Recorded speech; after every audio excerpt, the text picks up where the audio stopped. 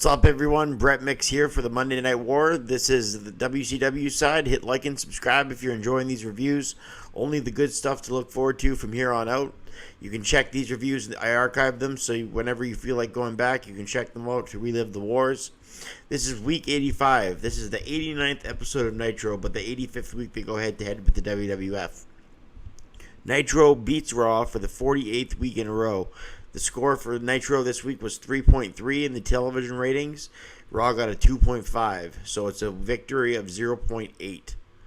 Through 85 weeks, Nitro now has 66 wins to WWF's 17 wins and 2 draws, all time in the Monday Night War. So 66 victories and 17 losses for WCW. Not bad at all. And this is, like as I said, the 48th week in a row they've beaten Monday Night Raw. So this winning record, this winning Nitro with the 3.3 rating is brought to you by Shivani and the Desk for another hour edition of Nitro. 2 hours, I should say. It was an hour for a few weeks, but now we're back to 2 hours. From June 2nd, 1997 in the Hara Arena in Dayton, Ohio, the heartland of America. We open with a shot of the NWO fans as their music is playing, and Scott Hall and Six are already in the ring. Six is asked by Hall if he smells something because they're the stuff. Hall says they've retired Piper and Flair. Hall says, "Where is Flair? Get his boat right now and I'll slap him all over." All of a sudden, J.J. Dillon runs to the ring and Dillon says, "Good news to Hall. Hall teams with Flair and him will get it on tonight. Hall and Flair will get it on tonight in a singles match." Hall says, "You don't tell me what to do," and Dillon says he will strip the outsider of their tag titles if he doesn't face Flair tonight, as the crowd go crazy. Pyros go off and the opening Nitro video plays, so a good opening segment before the opening video. Shivani builds towards the Great American Bash on commentary, as that's coming up in 13 days, less than 2 weeks from this Nitro. And we open up with Glacier versus Alex Wright as far as in-ring action goes. And Wright comes out dancing to kick off the in-ring portion of Nitro. Glacier returns to the ring for the first time since Slamboree. Glacier, he was hit out by Mortis and Wrath before, and they would make their way in this match as well.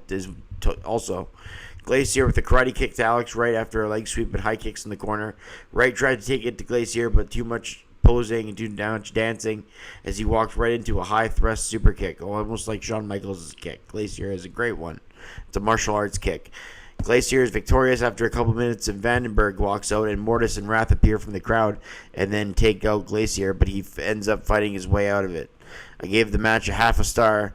And after the match, after they double team him, they ring the bell about 500 times. It was so overly contrived and annoying. Glacier ducked. Wright then held him up for Mortis to hit, but he ducked, and Glacier, he hit Wrath himself. So Glacier then escaped the beatdown. We have the NWO's Buff Bagwell, who used to be Marcus Bagwell, but now he's Buff Bagwell in this new persona in the NWO. And we'll just ignore that. What happened while I was recording just then was a fire drill in my apartment. So sorry about that. We'll get back to the review. Bagwell is a lot cockier in this version of his character, and he excelled in this role. Bagwell defeated Gomez after the blockbuster from up top. I rated it a star. Moving on, we got Prince Aoki versus Hugh Morris. Hugh Morris attacked. Conan was attacked. Conan attacked Hugh Morris before he even got it to the entrance aisle. Aoki wins the match, and Morris wasn't 100% due to the attack from Conan. I rated it a quarter of a star. After the match, Conan comes up to the stage and he says, "Olale, olale." Chairman of the executive committee, J.J. Dillon, comes out to talk to me and Gene Okerlund. It wouldn't be the only time that Gene and J.J. Dillon were in the ring. Spoiler for later on in the night. They go over who's the number one contenders, and they say the Steiner brothers are, but Harlem Heat have a problem, especially Sherry. And Stevie Ray says, "Can you dig that, sucker?" And they hype Savage and Page too for Great American Bash. They do a big clip on DDP since DDP is not in the arena tonight. A lot of stars weren't on this Nitro. Hollywood Hogan, Sting, DDP, and more. But this was still a decent episode, as you'll see, as NWO Japan, Chono, and the Muda took on the Steiner brothers. A ton of wrestling in this one. Steiners go crazy in the ring as the dog-faced gremlin. Rick Steiner went and made the hot tag to Scott, who hit a lot of suplexes. Chono tags in and locks up with Rick, pose an overhead wrist lock. Good strike, good test of power. Double teamwork by Muta and Chono. This was actually a good match that went back and forth with the Steiner brothers. A double suplex, Scott with a belly-to-belly. Chono with a handspring and a bulldog by Muta. Chono hits Muta accidentally with the Mafia kick. Harlem Heat attacked Rick on the outside as they came to the ring, and Muta had Rick down for the 3 count. NWO are victorious. Pretty decent match. I gave it 2 stars and a quarter as Harlem Heat got involved, and Harlem Heat want to be the number 1 contenders. Hour 2 Pyro goes off. Shivani and Heenan, I tried to say them both at the same time. Shivani and Heenan, not Sheenan, are both at the booth for the second hour. Mean Gene introduces Flair, and he goes, Mean Gene! As always, he throws his jacket off and says that he's going to beat Hall's honky white ass. All right, Dean Malenko defends the U.S. title against Michael Wall Street. Unique contrasts and styles here. Malenko, one of the greatest, obviously won Wrestler of the Year in 1997 by PWI. The Iceman against Wall Street, who has a WCW with a cross on it, like crossing out WCW with a red cross, like one of those lines through the circle. Michael Wall Street thinks he's got the 3, but Jarrett came into the ring, and Malenko retains after Wall Street taps to the Texas Cloverleaf. This is also a decent match, 2 stars. Jarrett just didn't get enough time to make it higher than that. Jarrett and Mongo have difference of opinion. Mongo talks about Kevin Green and how they'll see him at the Great American Bash, as does Deborah McMichael.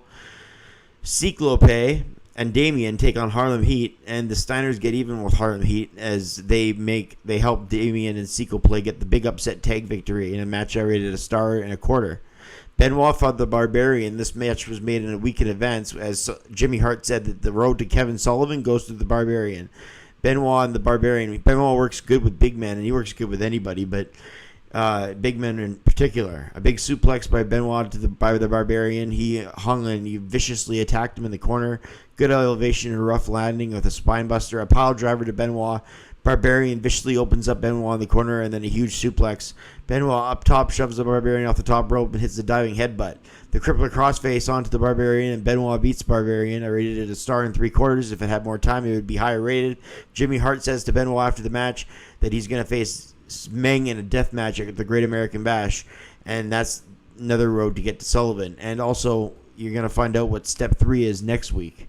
So there's one more meeting before Meng's death match to get to Kevin Sullivan, and that's next week on Nitro, says Jimmy Hart to Chris Benoit. The main event was Ric Flair and Scott Hall. This match was also a 2-star match that went back and forth. Flair chopped the hell out of Hall. Flair defeated Hall after about 7.5 minutes as he hit him with one of the tag titles.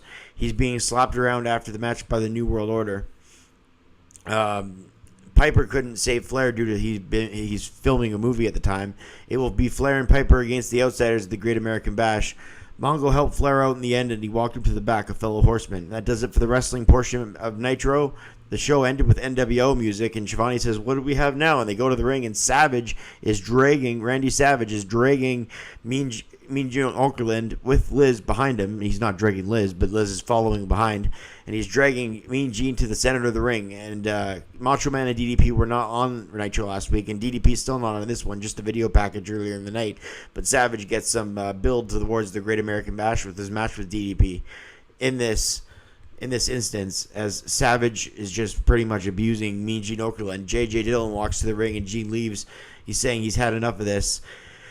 And JJ says, never put your hands on a WCW official again. And he says, you've been hiding behind Liz. And all of a sudden, Savage snaps and smashes JJ Dillon down with a big right hand. And then he just goes crazy. Savage just goes nuts on JJ Dillon.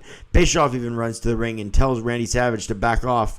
And, you can't hit JJ Dillon. But then Bischoff gets on the ring and tells Dillon that he provoked the madness. Bischoff says, DDP, wherever you are, snap into this. And then he gave him another shot. Quality rise, I rate this Nitro a 6.5 out of 10 because it had some pretty decent matches, even though some of the bigger stars were omitted. Especially compared to other weeks, it had the real main event with top stars like Hall and Flair, and it built to that. It was an improvement on last week's booking, in my opinion. I like that they started the NWO from the get-go. So again, this is week 85. Nitro won 3.3 to 2.5. Nitros are getting good now that it's June of 1997. We're going all to the quality of Nitros from here. Hit like and subscribe if you're enjoying the Monday Night Wars. I'm Brett Mix, and we'll see you on the next one. I'm out.